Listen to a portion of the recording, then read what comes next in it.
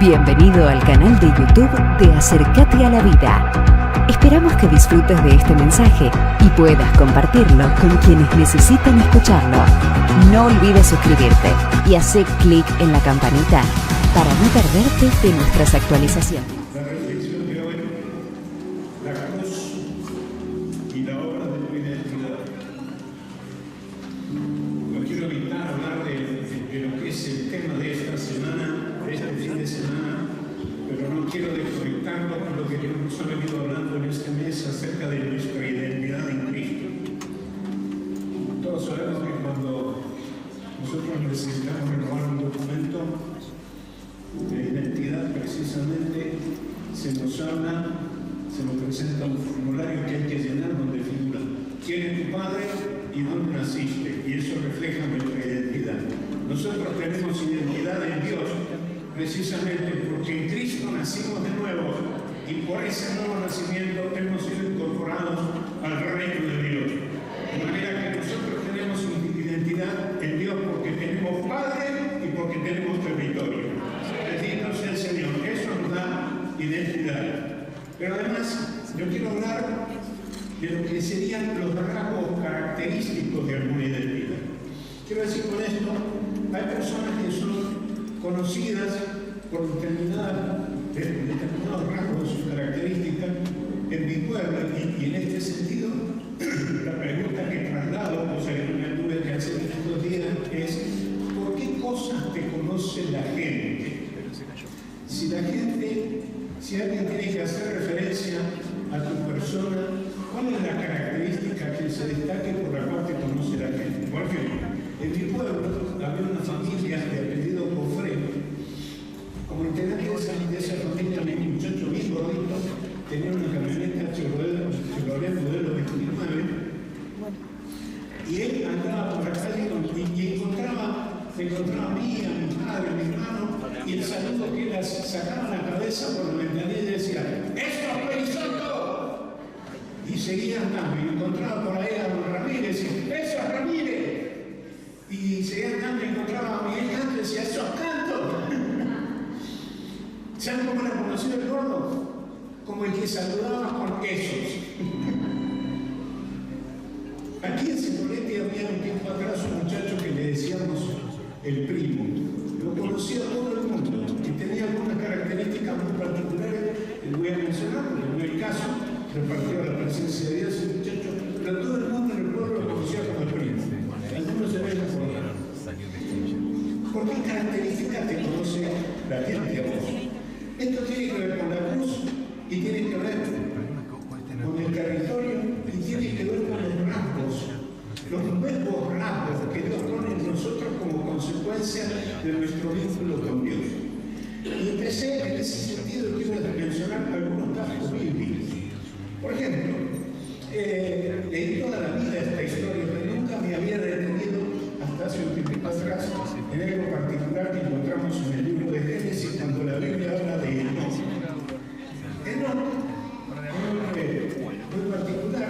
¿Quién era Enoc? Tres cositas que enseñaron lo que era Enoc. Número uno, fue el padre de Matusalén. Matusalén, el hombre conocido por ser el hombre que tuvo más larga historia, más larga vida, dice que Matusalén, dice la Biblia, vivió 969 años y después murió. Eso era el papá. Segundo, cerca de Enoc. Emociona la manera en que la Biblia dice que se vinculaba Enoc con Dios.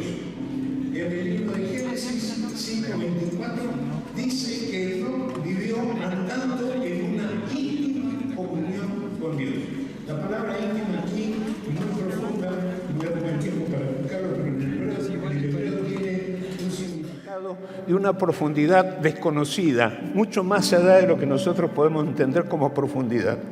Enoc vivía en una íntima relación con Dios. Y en tercer lugar, dice la palabra que Enoc no murió, esto lo dice en el Génesis 5:24, que Enoc no murió como el resto de los mortales, sino que un día desapareció porque Dios se lo llevó. Este era Enoc. Ahora, Me llamó la atención que en el libro de Hebreos, en el capítulo 11, versículo 5, dice que la gente, el rasgo característico de Enoc por el que la gente lo conocía, es que era una persona que agradaba a Dios. Cuando preguntaban, ¿quién es Enoc? El que agrada a Dios. Esta era la característica particular de Enoc. Se lo conocía que por su íntima comunión con Dios, él agradaba a Dios. No dice la Biblia que esa fue la razón por la que Dios se lo llevó. Uno podría especular al respecto. La pregunta es, Enoc era conocido porque agradaba a Dios. ¿Cómo te conoce la gente a vos? ¿Qué característica, qué rasgo particular de tu persona se puede destacar? Puede ocurrir que haya gente que se los conozca por alguna característica mala, un ladrón, un chorro, un borracho, un maleducado. O puede ocurrir que las personas sean conocidas por características buenas, por ser solidario, por ser un buen vecino, por ser honesto. El rasgo característico por el que era conocido Enoc es que él agradaba a Dios. Ser conocido de esa manera tenía un trasfondo muy especial, como ya lo dijimos. Tenía una íntima comunión con Dios.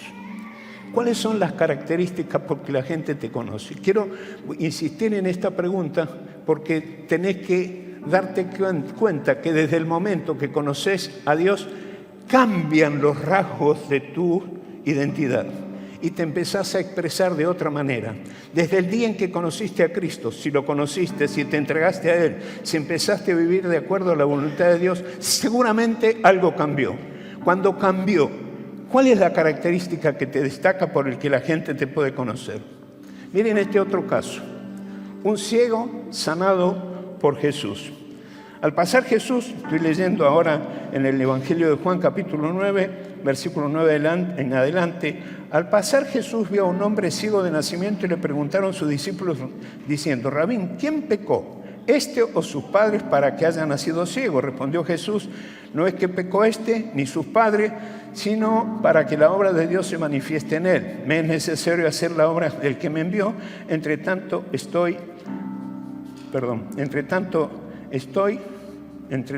que el día dura, la noche viene cuando nadie puede trabajar, entre tanto estoy en el mundo, luz soy del mundo. Dicho esto, escupió en tierra e hizo lodo con la saliva y untó los ojos del ciego y le dijo, ve a lavarte en el estanque de Siloé, que traducido es enviado. Fue entonces, se lavó y regresó viendo. Entonces los vecinos, que conocían que el rasgo característico de este hombre era que había nacido ciego y se sentaba a mendigar. Escuche lo que dice ahora. Entonces los vecinos, los que antes habían visto que era ciego, decían, ¿no es este el que se sentaba y mendigaba? Entonces unos decían, él es, otros, a él se parece, y él decía, yo soy. Y le dijeron, ¿cómo te fueron abiertos los ojos? Respondió, aquel hombre que se llama Jesús hizo lodo, me untó los ojos y me dijo, ve a lavarte a Siloé. Fui y me lavé y recibí la vista. Y entonces dijeron, ¿dónde está? 3 o 4 cositas de este hombre. Primero, y esto para el ciego como para cada uno de nosotros. Jesús vio al hombre que era ciego de nacimiento. Este vio al ciego significa para él y para nosotros que cuando Jesús pasa por aquí, te ve. Cada uno de los que estamos aquí somos tenidos en cuenta. A Dios no le pasamos desapercibido. Como no le pasó desapercibido el ciego, ninguno de los que está aquí le pasa desapercibido a Dios. Jesús va pasando y te ve. Quiero decir, a mí me ve. Si estás conmigo, decí, a mí también me ve. Jesús te ve. Y este es un paso importante, porque en segundo lugar, Jesús usa métodos. Nadie puede decir eso no es de Dios por lo que hizo Jesús. Al contrario, Él tiene sus métodos.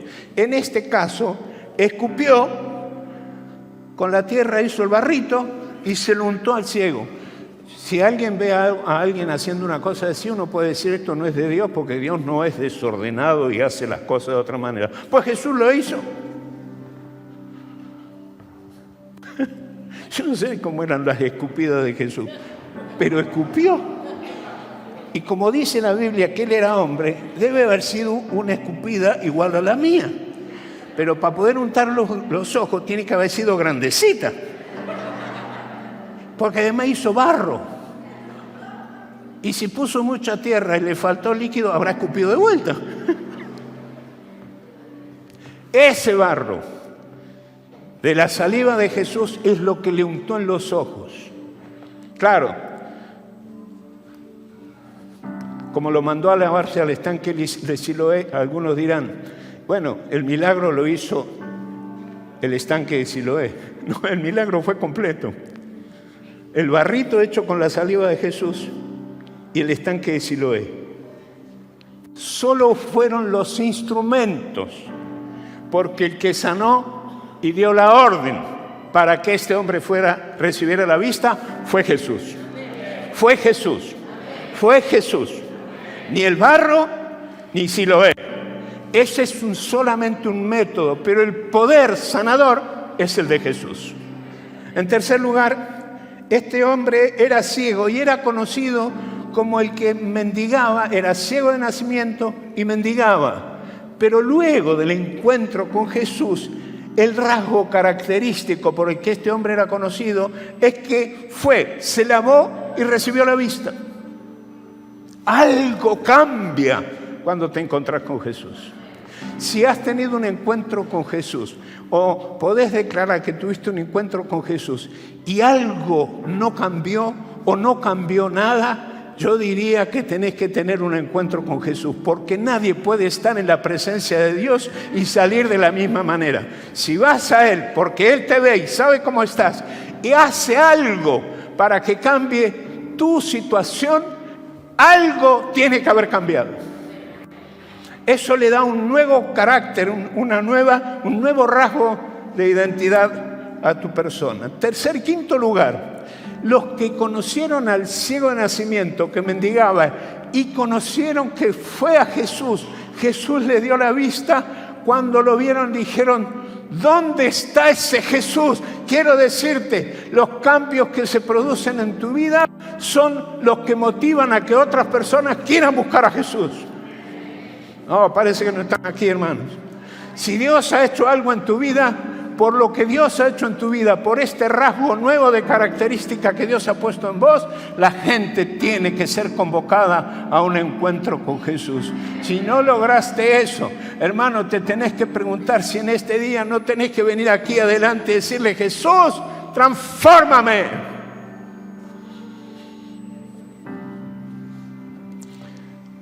Un tema importante en esto es la cruz de Cristo, la importancia de la cruz de Cristo.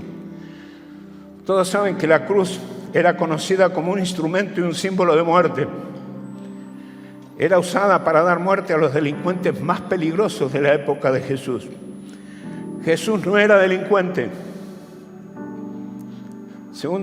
Primera de Pedro 2:22 dice, nunca cometió pecado. Pablo en 2 Corintios 5:21 dice, el que nunca conoció pecado, pero murió, no habiendo pecado, no siendo un delincuente, murió en la misma cruz, de la misma manera que los peores delincuentes de la época. Eso hizo que la cruz ya no fuese visto como un símbolo de muerte, sino como un símbolo de redención y por lo tanto un símbolo de la nueva identidad que consiguió Jesús para todos los que creen en Él y obedecen a lo que Él mandó. Ya no símbolo de muerte, símbolo de vida. Ya no símbolo de muerte, símbolo de identidad en Dios. Y no es para que lleve la crucecita colgada aquí, ¿eh? La cruz colgada acá queda muy bonita como adorno. Ahora, si lo usás como amuleto, te confundiste de cruz. Estamos hablando de la cruz del Calvario. Jesús le cambió el sentido a la cruz. Si antes tenías identidad de perdición, ahora tenés una nueva identidad de vida en Cristo Jesús. Cuando te encuentras con Jesús, los diagnósticos de las enfermedades crónicas de tu vida cambian. Ahora lo crónico es tu salud en Cristo. Oh, por favor, nadie se da cuenta de lo que estoy diciendo. Si había enfermedades crónicas y por ello estás enfermo, cuando te encuentras con Dios y Jesús te sana, ya no hay enfermedades crónicas. Y esto no quiere decir que yo esté en contra de la medicina de ninguna manera. Lo que estoy diciendo es que lo que Dios hace, lo hace completo. Aplauda al Señor.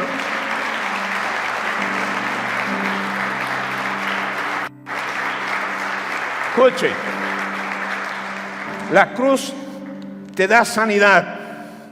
La cruz cambia tu destino. La cruz te da una nueva identidad. La identidad de la que hablamos no es la que surge del seno familiar, sino de cómo te conocen en el pueblo, por qué particularidades te reconoce la gente, especialmente después de haberte encontrado con Jesús. En el caso del hombre, el ciego que venimos hablando, dice que era conocido como el que era ciego de nacimiento y se sentaba a mendigar. Hay mucho para reflexionar aquí. Pero ahora, después del encuentro con Jesús, el barrito hecho con la saliva de Jesús, la unción del barrito en los ojos, el lavarse en el estanque de Siloé, le cambió el rasgo característico por el que era conocido. Ahora es conocido como el que fue, se lavó y volvió viendo. Oh, hermano, a ver si te das cuenta de lo que estoy diciendo. Si pasás por la cruz, tu vista se hace extensa, tu salud cambia, tus perspectivas de vida, antes no veía, ahora ves. Quiero ir a un paso más.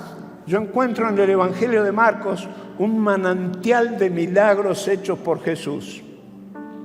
Capítulo 5 de este Evangelio de Marcos es un documento histórico. Todo el Evangelio de Marcos, particularmente los primeros versículos, los primeros capítulos. Pero es un documento histórico en el que se registra un manantial de milagros diversos, en que las personas que eran conocidas por ciertas características particulares, cuando se cruzan con Jesús, experimentan cambios contundentes, tanto que transforma las características por las que las personas los identifican. Este capítulo relata de manera vívida la experiencia de algunas personas que tuvieron un poderoso encuentro con Jesús y da testimonio del fruto y los resultados de tales encuentros, poniendo en evidencia aún los cambios de particularidades, rasgos particulares que las personas manifiestan cuando son conocidas, o los cambios que producen de cómo eran conocidos a cómo son conocidas. A eso yo llamo cambio de identidad popular. Me refiero a cómo te conoce la gente después de haberte cruzado con Jesús y haberlo dejado a Él meterse en tu vida y meterse con las realidades que te complican. Nadie, seguramente de los que está aquí, llegó a Jesús libre de conflictos, de crisis, de situaciones. ¿Qué es lo que complica tu vida hoy? ¿Una enfermedad? ¿Una adicción? ¿Falta de proyección en la vida? ¿Conflictos familiares? ¿Falta de identidad? ¿Qué te complica? Cuando Jesús se mete con tu vida, cuando le das lugar a Dios para que Él se meta con tu vida, Él conoce, porque Él te ve, como dijimos antes, Él conoce cuáles son las cosas que te complican.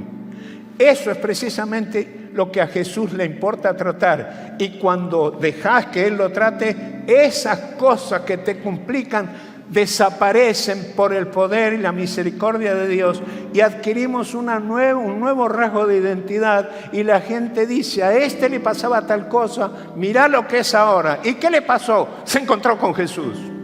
Bendito sea el Señor. En el Evangelio de Marcos se relata la historia de este hombre que, aunque es un poquito larga, la quiero tener en cuenta porque refleja exactamente lo que estoy diciendo, el endemoniado de Gadara. Entonces llegaron al otro lado del lago, a la región de los Gadarenos. Cuando Jesús bajó de la barca, un hombre poseído por un espíritu maligno salió de entre las tumbas a su encuentro. Ese hombre vivió en las cuevas de entierro y ya nadie podía sujetarlo, ni siquiera con cadenas. Siempre que andaba, lo ataban con cadenas y grilletes, los cuales lo hacían a menudo, las rompía de sus muñecas y destrozaba los grilletes. No había nadie con suficiente fuerza para someterlo. Día y noche vagaba entre las cuevas donde enterraban a los muertos y por las colinas, aullando y cortándose con piedras filosas. Cuando Jesús todavía estaba a cierta distancia, el hombre lo vio, corrió a su encuentro y se inclinó ante él, dando un aullido, gritó: ¿Por qué me atormentas? ¿O por qué te entrometes conmigo, Jesús, Hijo del Dios Altísimo? El demonio lo conocía. En el nombre de Dios te suplico que no me tortures. Pero Jesús ya había dicho: sal de este hombre, espíritu maligno. Entonces Jesús le preguntó: ¿cómo te llamas? Y contestó: me llamo Legión, porque somos muchos los que estamos dentro de este hombre. Entonces los espíritus malignos le suplicaban una y otra vez que no los enviara a un lugar lejano. Sucedió que había una gran manada de cerdos alimentándose en la ladera cercana. Envíanos a los cerdos, suplicaron los espíritus, dejándolos entrar en ellos. Entonces Jesús se los permitió. Los espíritus malignos salieron del hombre, entraron en los cerdos, y toda la manada de unos 2000 cerdos se lanzó al lago por el precipicio y se ahogó en el agua. Hasta aquí la historia de la realidad del hombre endemoniado. Ahora quiero ir al fin de la historia. Después que este hombre fue liberado de esa legión, eran tantos los demonios que hicieron falta 2000 cerdos para que se metieran todos los demonios. Me voy al final. El final de esta historia es la parte contundente de la misma, por el cambio, la tremenda transformación y la libertad que experimentó este hombre después de su encuentro cara a cara con Jesús. Dice la palabra de Dios: los hombres que cuidaban los cerdos huyeron a la ciudad cercana y a sus alrededores, difundiendo las noticias mientras corrían. La gente salió corriendo para ver lo que había pasado. Cuando te encuentras con Jesús y hay un cambio en tu vida, vuelvo a repetir, alguien se va a enterar y alguien va a querer saber quién fue el que te cambió. Pronto, una multitud se juntó alrededor de Jesús y todos vieron al hombre que había estado poseído por la legión de demonios, este que andaba gritando por las tumbas, este que se cortaba con piedras filosas, este que rompía las cadenas, destrozaba los grilletes. Vienen y lo encuentran sentado, completamente vestido y en su sano juicio. ¡Aleluya! De endemoniado a libre, de loco a cuerdo, de un hombre que no se podía dominar con un hombre dominado plenamente por la presencia de Dios. Y por supuesto, todos tuvieron miedos. Entonces los que habían visto lo sucedido lo contaron a otros, y la multitud comenzó a rogarle a Jesús que se fuera y los dejara en paz. Interesante. Veamos así rapidito los resultados de este encuentro. Un hombre realmente transformado y libre de la cárcel en que lo mantenían preso los demonios. Segundo, toda la ciudad fue conmovida. Todo el pueblo se mostró interesado por conocer a Jesús. Pero claro, en tercer lugar, había algunos para los que eran más importantes los chanchos que un hombre liberado. Por eso querían que Jesús se fuese. Pero Jesús no tenía forma, no ponía en discusión este detalle. Para Jesús era mucho más importante un hombre poseído que ahora era libre. Bendito sea el Señor. ¿Qué de nosotros? ¿Qué de nosotros? ¿Qué de nosotros?